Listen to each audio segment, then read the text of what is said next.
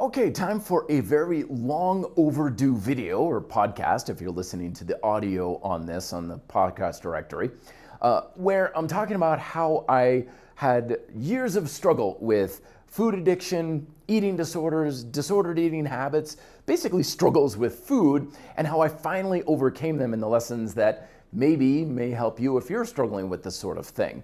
And it's not like I've ever tried to hide this history and stuff, and I should have talked about it earlier because a lot of this stuff is actually the fundamental or foundational reason for the current approach of the Red Delta Project, a fundamental approach to health and fitness. But it's just I never thought to tell the story. But the inspiration of today's video is coming about because I've been getting a lot of messages over the past several weeks where people are saying, okay, Matt, you've got good information when it comes to exercise, calisthenics, great, very helpful. But why should we listen to you when it comes to this dietary stuff and nutrition stuff, right? Because you've never been fat a day in your life. You've never had to struggle with your weight. You've never had to struggle with food and everything. So why should we listen to you? And that's the first lesson. And that lesson is that the struggle with food and the struggle with things like weight and stuff actually has almost nothing to do with the current actual state of your body. You can have that ideal Adonis God figure and still struggle every single day with weight and food. But you can also have the classic quintessential dad bod, no struggle whatsoever. That kind of clues us into the falsehood that we often have in our fitness culture of feeling like struggle is acceptable because the means will justify the ends. The ends will justify the means. Once I get to that result, it'll all be worth it. The struggle will end once I get the body I want, once I see what I want in the mirror, once I see the scale read that certain number, then the struggle will end. That's not at all the case. And I hope understanding this now, it may frustrate you, but it's going to save you a lot of grief. Because anything you struggle to achieve, you will struggle to maintain. If you struggle to eat right, you will struggle to continue eating right. If you struggle to get lean, you will forever struggle to stay lean. There is no finish line. There's never gonna be a happy ending at the end of this. The only way you can get out of it is to transcend those habits that are causing the struggle, but you cannot end the struggle by achieving your goals. Fundamentally, the struggle with food actually doesn't have very much to do with your body. It doesn't have much to do with your weight. It doesn't have much to do with health and fitness. Hell, it doesn't even have much to do with food. The struggles we face when it comes to diet and exercise as well, like compulsive exercise habits, which I also struggled with, that struggle comes from the desire for control. It's not about our health and fitness or even the actual thing like exercise or food. It's because we want control. And that's what happened to me. Around 13, 14 years or so, I felt like my entire life was just in this catastrophic free fall. And it didn't help that I had low self-esteem, low self-worth. I sucked at basically everything. I was a terrible athlete. I was a terrible student. I couldn't get good grades. Basically, I couldn't do anything right. So when you take someone in that situation where it's like you're worthless, you can't do anything right, you're always going to be a loser, it doesn't matter what shape you're in, it doesn't matter how lean you are or anything, you always feel like you can't do anything right.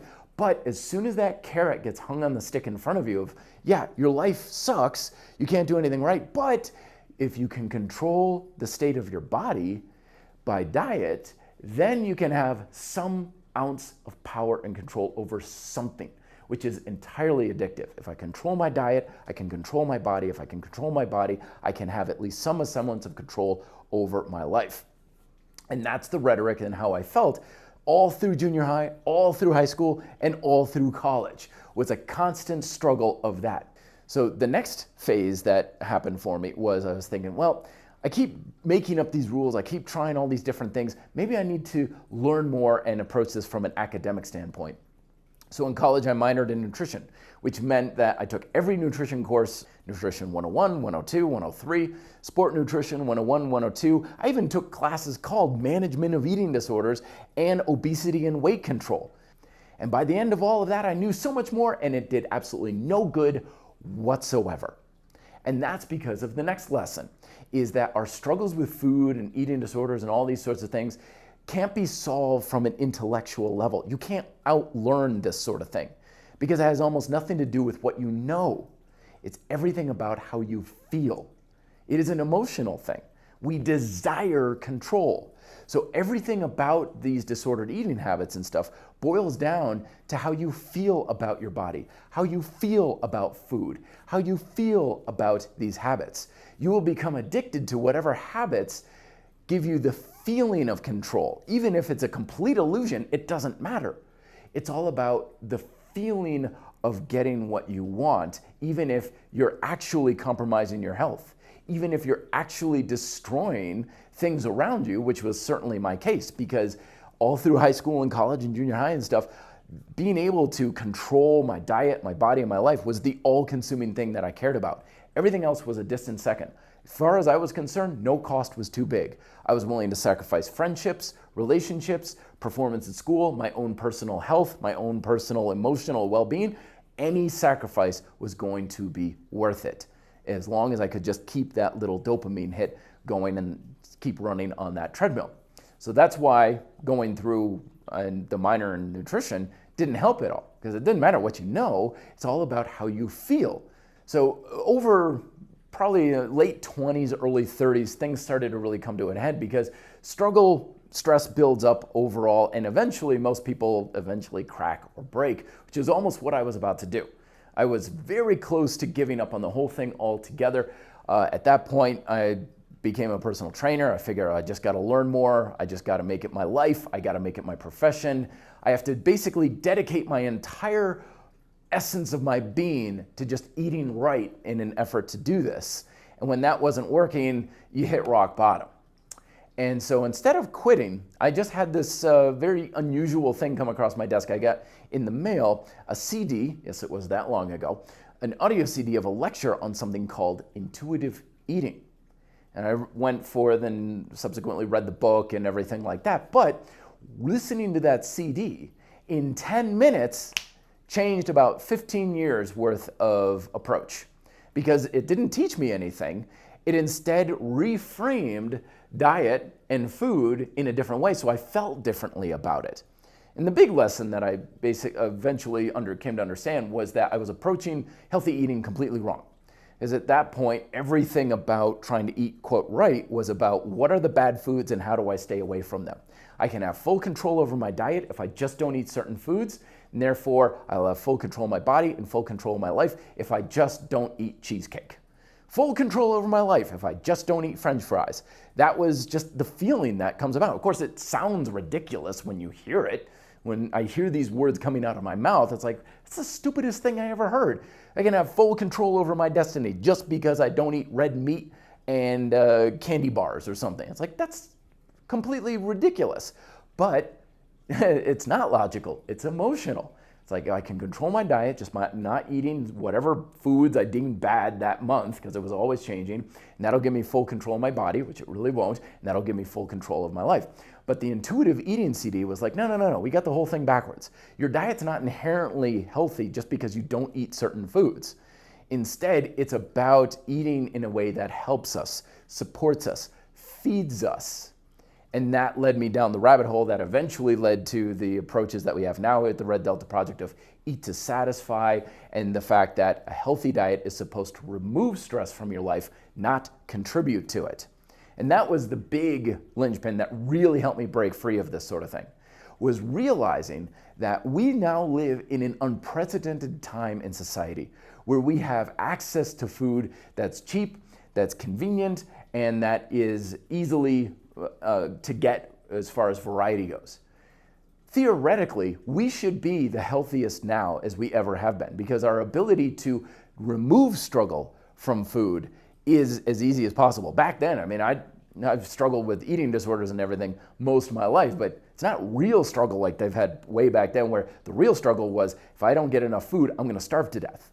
Or the real struggles of malnutrition. That's real food struggles, right? We don't have to really deal with that unless you are dealing with poverty or food deserts and things like that. But nonetheless, struggle is struggle.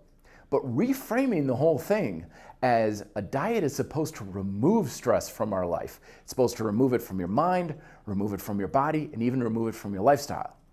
And that really changed things for me, because up until that point, I thought the struggle was necessary.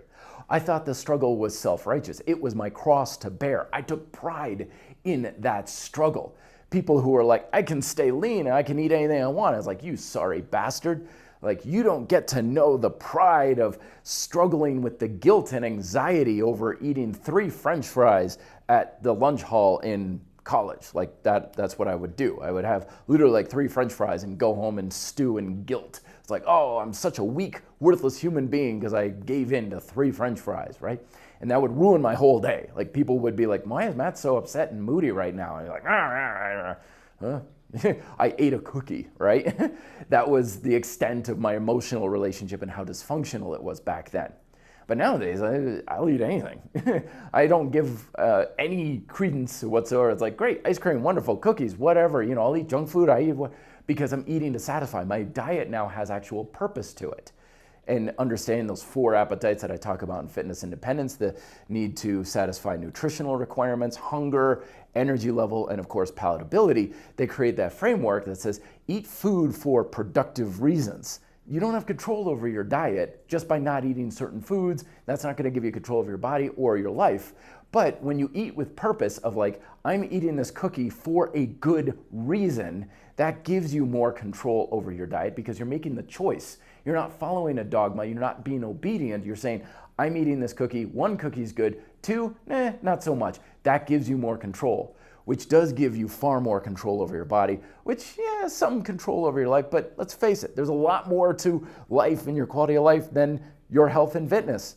Health and fitness is actually, it's an important part, but it's a relatively small part. And your diet certainly isn't gonna give you that full control either, because there's a lot more than diet to your health and wellness. And even just knowing that gives you the ability to break free of that struggle, because the struggle isn't necessary. In fact, it's very detrimental.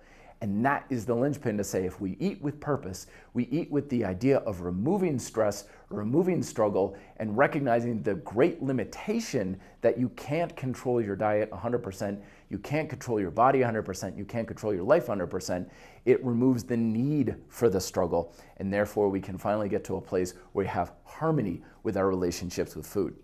So hopefully that gives you a little bit of perspective. I know that that's a lot to take in maybe in just a single episode here. It took me years to get to that point. So I certainly don't expect like a podcast like this to just, boom, everything's fixed, yay. But at least it may get you going in the right direction. Like when I had that intuitive eating CD, I was going in a certain direction for years and it said, nope, you're going the wrong direction. You need to turn around and go the other way. Just that can be a big change in your health, your wellness, the quality of your diet, and breaking out of the struggle with food. So thank you very much for watching/listening. Let me know if you have thoughts, comments, questions down below if you're watching this on YouTube. Thanks again. Be fit and live free.